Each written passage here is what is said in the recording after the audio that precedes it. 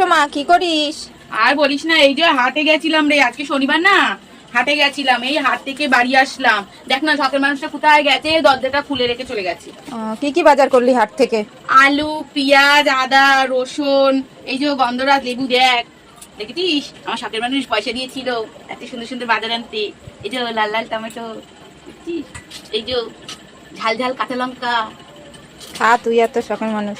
টক টক আম, দেখছিস কত আম।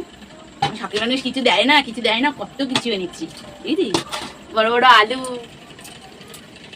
আর এই দেখ সব থেকে প্রিয় জিনিস বড় বড় মাছ। আয় আয় আয়, দেখ দেখ আমার শখের মানুষটা কি ভালো, দেখ দেখছিস। সত্যি তো, দেখ দেখ বড় বড় মাছের পিস এনেছিস রে।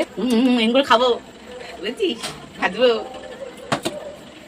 রান্না বান্না করবি কখন তুই? হ্যাঁ আয় বস, এই তো রান্না করবো, এই 8টা বাজছে। দেখ না শখের মানুষটা যেটা হাতে হাতে করবে, এই যে কুলেখাড়া শাক এনেছি, দেখ না শরীরটা খারাপ বলে কত খেয়াল রাখে আমার শখের মানুষটা বুঝছিস। এই যে তেল এনে দিয়েছে, লুচি খাবো, ফুলকা ফুলকা লুচি।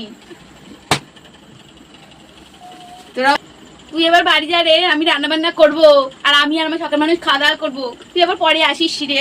বাবা, তাড়িয়ে দিচ্ছিস? যা যা, এই যে বড় বড় মাছগুলো খাবো, বাড়ি যা বাড়ি যা।